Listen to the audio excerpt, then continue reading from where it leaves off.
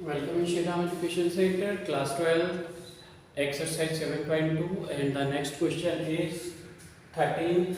13 question है आपका integration of x square upon 2 plus 3x cube whole square into dx। तो हम इस टर्म को एज्यूम करते हैं let 2 plus 3x cube is equal to T.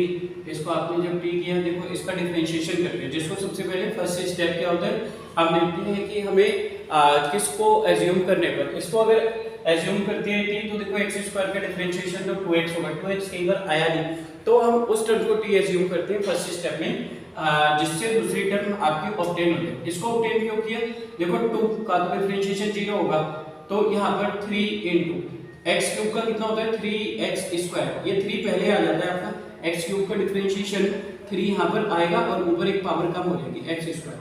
अगर x की पावर 4 का होगा तो ये 4x ऊपर पावर कम हो जाती है x क्यूब, x की power n nx n minus 1 होता है। तो ये आपका इंट्रोडक्शन का पार्ट है, ठीक है। तो आपको क्लियर हो गया होगा, 4 पहले आएगा, ऊपर पावर कम होगी।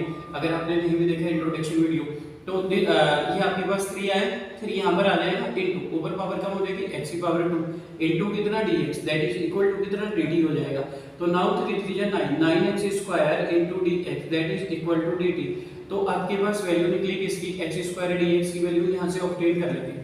देखो अब इस टर्म को आपने t एज्यूम किया तो मुझे x स्क्वायर dx की वैल्यू मिल गई। तो ये आपको चेक करना होता है कि किसकी वैल्यू को ऑब्टेन करने में हमें दूसरी वैल्यू ऑब्टेन हो जाएगी। कभी न्यूमरेटर भी हो सकता है, कभी हो सकता है डिनोमिनेटर में से भी। तो 9x square into dx that is equal to dt। तो आपने x स्क्वायर dx की value, therefore x square dx is equal to, ये 9 है, 1 के अपॉन में चला जाएगा, 1/9 dt। तो value of x square dx is equal to 1/9 dt यहाँ नाउ। तो अब देयरफॉर देखो 1 ये आपका x स्क्वायर dx तो dt हो गया, तो राइट हियर dt, इसकी जगह पे हमने ये निकाल लिया, और 1/9 भी आएगा तो 1/9 को बाहर ले जाते हैं। 2 प्लस 3x क्यूब को आपने t लिया, मैंने t लिख दिया, और ऊपर स्क्वायर है, देखो तो यहाँ स्क्वायर लगा दिया। देखो 2 प्लस 3x क्यूब तो आपका t था, मैंने इसकी जगह पर t रखा और ऊपर स्क्वायर है तो स्क्वायर पुट कर दिया।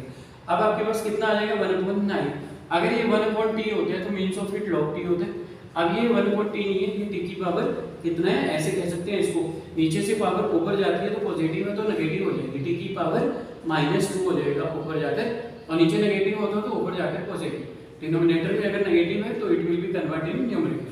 तो 1/9 इसका इंटीग्रेशन कितना होगा, t की पावर -2 प्लस 1 अपॉन -2 प्लस 1 और प्लस कितना हो जाएगा c।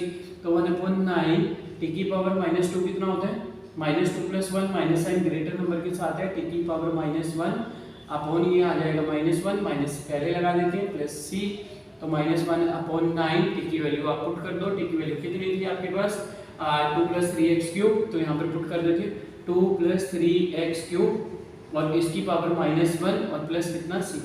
तो x इनवर्स को आप कितना लिखते हो 1/x, जब किसी की पावर माइनस होती है 1 के अपॉन में लिख सकते हैं, इसकी पावर माइनस है तो -1/9 और 2 प्लस 3x क्यूब इसको लिख सकते हैं क्योंकि इसके ऊपर पावर 9 नेगेटिव है, plus c, that is your answer.